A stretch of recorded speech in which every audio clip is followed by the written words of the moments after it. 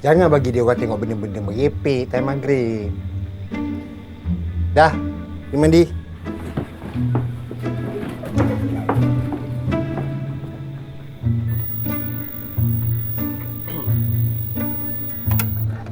Dah buka? Dah, Abah. Mandi?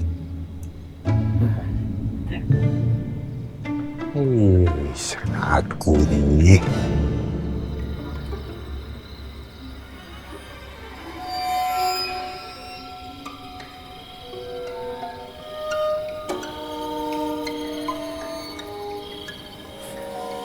Jom lah. Seramnya. Kau masuk dulu lah. Bukan masuk dulu. Korang yang masuk dulu. Ha, malam raya mana ada hantu. Sekarang udah pukul 8. Hantu keluar pukul 12. Oh.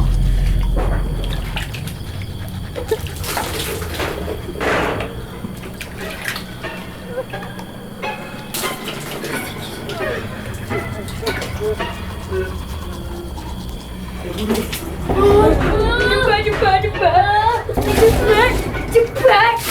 Masuk apa lagi dulu lagi. Malah sikit.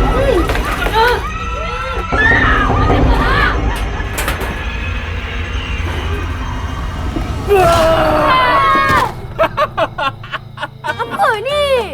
Aduh abang. Hei, mana ada hantu keluar ikut waktu? Apa benda korang ni? Kacau lah. Oh, apa abang ni? Tahu je mandi. Allahu Akbar, Allahu Akbar. Selamat Hari Raya, maaf zahir dan batin. Syawal mulia. Tak nak. Salam je lah. Tak nak. Haziq, janganlah macam tu. Hari ni kan hari raya. Hari raya ni hari kemaafan tau. Tak nak. Orang yang buat dosa ni akan ada balasan dia selagi dia tak dimaafkan. Tak betul lah kan? Siapa suruh dia buat jahat? Dia kenalah minta maaf betul-betul. Dek, Abang minta maaf. Abang tak sengaja lah buat adik jatuh hari tu. Abang janji tak buat lagi,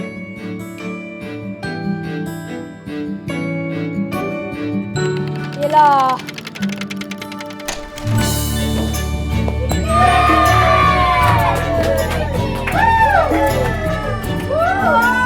Dah maafkan. Jom makan. Dalam gurauan niatnya biasa. Cuma lain orang, lain rasanya.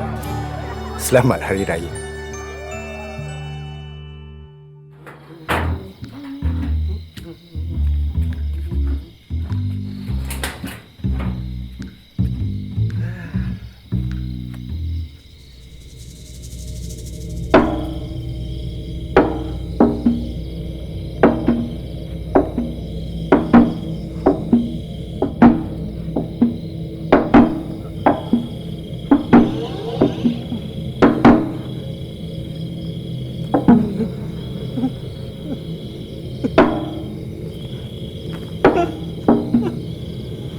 Siapa kata saya kena keluar ikut waktu?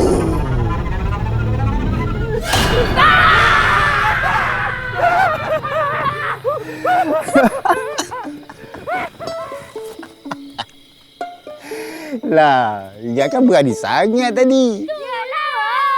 Inilah suasana hari raya, penuh bahagia dan tawa ceria. Syawal mulia. Indah Water Consortium ingin mengucapkan Selamat Hari Raya, maaf zahir dan batin.